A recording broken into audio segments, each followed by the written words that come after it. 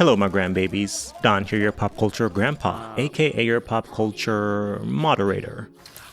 I've made multiple videos on Doja Cat, and in those videos I've came to her defense during her Scarlet era, and I've also criticized the manner in which she chooses to respond to backlash. A lot of the backlash she received is offset by her own actions, meaning we probably wouldn't care or notice the drama surrounding her without her being like, hey guys, look at what I'm doing. Her posting that photo on her Instagram with that comedian who is an alleged Nazi, or when she crashed out on fan accounts for calling themselves kittens. At the time, a name she apparently didn't like anymore, telling her fans to delete their accounts in response to them asking what should they be called instead. There's always controversy in her orbit whenever there is either music coming out or during an album rollout, and at this point it's getting played out and corny, as once again Doja Cat is the main contributor of recent drama stemming from a so-called fan interaction, while we are on the heels of new music coming out in the near future. So in this video, let's talk about the recent issue that involves Doja Cat going off on a fan on Twitter, also Doja's relationship with stan culture,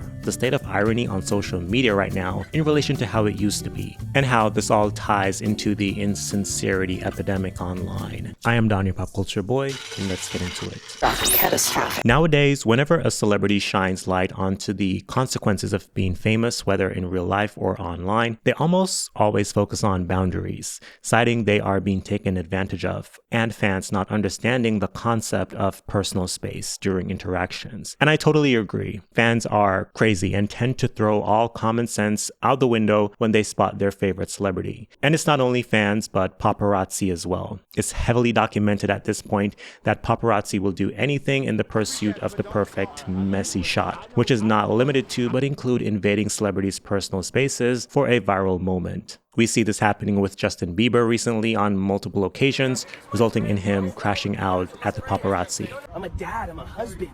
You're not getting it, it's not clocking to you. It's not clocking to you that I'm standing on business, is it? We're on the sidewalk, I don't give a f if you're on the sidewalk. I'm a human being, you're standing around my car. At the beach. You know what I'm saying? You don't think I'm a real guy, do you? You're gonna take this video out of context, you're gonna say I'm mad. I don't know who the paying you to provoke me, but I'm not the one.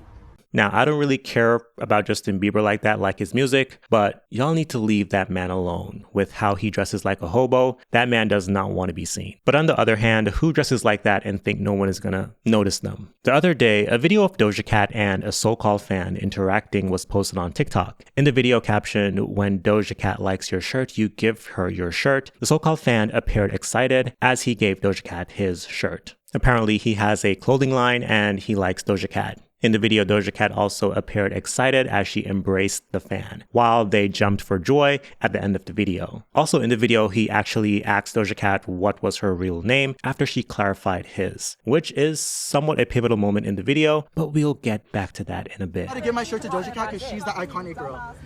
Period! No, bitch, you deserve it. Literally, and if you ever want anything more, I got you, always. This is the girl here. I love this out. Thank you so much. Happy Pride Month. Pablo. Nice to meet you. Wait, what's your real name? Or is it Doja? What's your real name? Ami. Ami, so nice to meet you, girl. Nice You're to meet beautiful. you I hope so you have the best much. night. You're literally everything in one. Thank you. Yeah. Period. My girl, Ami. Love you, dog.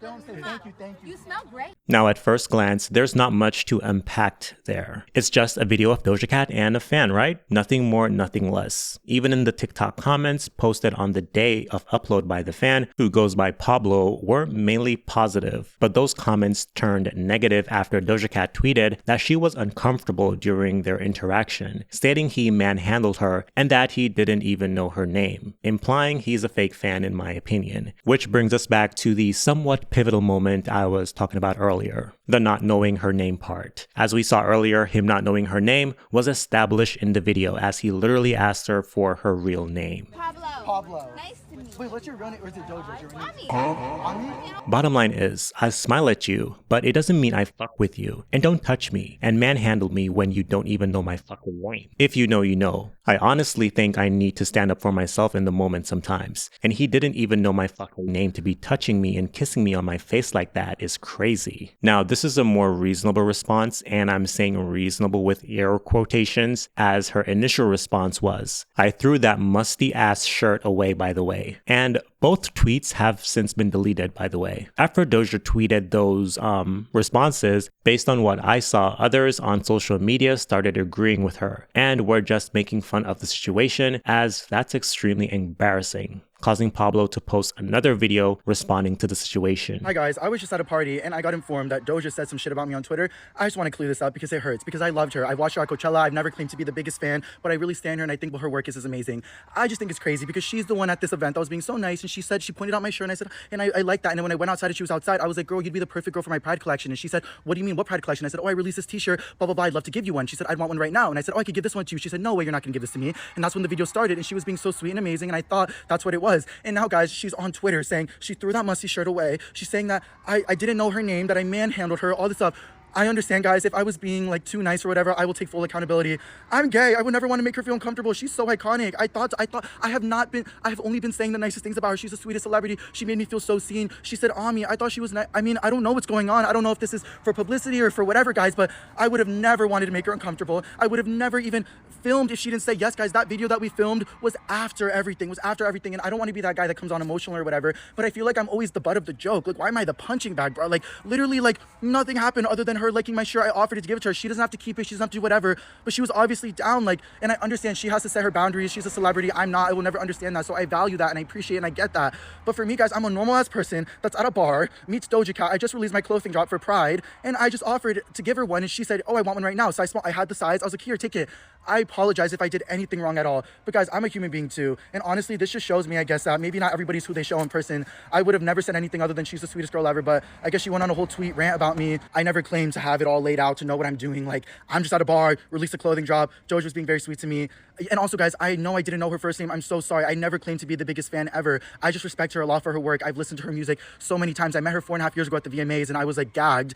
And I thought 4.5 years later, the world worked for me. Like, the stars lined in my favor, but What's interesting about this so far is that since he posted that video, now everyone is siding with him and calling Doja Cat weird, after they were just agreeing with her, which is proving that the internet is not a real place. Or is it? I feel like the issue Doja Cat had with this guy is the fact that he kind of used her to promote his clothing brand, and so far he's taking advantage of this viral moment, seeing he is now selling musty ass shirts in the wake of the situation, which I kind of don't blame him for. But while yes, it was clout chasing, he did seem genuinely excited and probably was like, oh shit, let me get a shout out. And that's what it was. Also, her making a big deal that he didn't know her real name, like, who the fuck cares, as most people don't know her real name, and not knowing your fave real name doesn't make you less of a fan, in my opinion. Like, it's 2025, everyone is their own celebrity now, and some are casual fans like Pablo, who posted a photo of merch he got from her tour. So we can confirm that yes, he is an actual fan of Doja Cat. Didn't know her real name, but as I said, that doesn't mean anything. Unless to be a Doja Cat fan,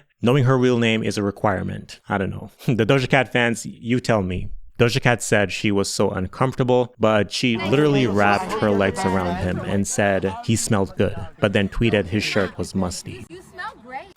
And I don't think she thought this through before she made those tweets, and it's just making more people see her as a complete weirdo, as her intent was to embarrass this person. In hindsight, I do see some people saying she didn't seem comfortable. I think so as well, as anyone would be if they ever get approached by someone giving you compliments and giving you their shirt. But I also think he was a bit nervous as well. But I think she felt used by him and wanted to get back at him, which is somewhat fair in that sense, but she could have DM'd him or had a better response to set up boundaries with future encounters. This reminds me of the Chappell Roan situation, which took place a year ago, where she also had this same issue of boundaries, but I think Chappell's situation was more genuine. I still think she could have also had a better approach, and I still feel like she was coddled by the media. But unlike Doja, we didn't have a video or receipts of an interaction, so we only had Chappell's side. And I think that's where Doja Cat messed up, because in Pablo's video, again, while yes, she seems uncomfortable, more of a deer in headlights rather, but her being manhandled based on the video, it doesn't seem that way. And it just seems like she was just trying to drum up controversy, like she always does when she's about to release new music. Also, she did make a tweet in response to this saying that she was drunk. So was she uncomfortable or was she drunk and kind of embarrassed of herself? I don't know. Or was she being ironic? This case between Doja Cat and Pablo is the epitome that we are in an insincerity epidemic in society where most things are transactional. The internet has reshaped how we connect, offering a stage where relationships can bloom with one tap of the fingertip. Yet, beneath the surface of likes, follows, and heart emojis lies a insincerity and transactional relationships. These interactions, often driven by self-interest rather than a genuine care, erode the authenticity we crave. Online, where appearances reign supreme, people craft personas and exchange pleasantries, not for connection, but for gain, be it clout, validation, or profit. I also think the current state of irony online is aiding in this insincere dilemma involving Doja Cat. Irony is strongly tied to Doja's persona online, to the point where a lot of her responses that are seen as rude by casual fans or non-fans are interpreted as ironic within her core audience. And sure, people have always been ironic on social media, it's nothing new, but back in the day, it was a lot more clear if someone was telling a joke or if they weren't. And now it's a lot harder to tell as everyone is trying to get the most likes on their comments, videos, and photos. Doja Cat herself has dismissed some of her past controversial actions as her being humorous and nothing more. During her going off on her fans regarding the name of her fandom on Threads, some fans defended her, stating she was being ironic, and it wasn't that serious. But then again, these were some of her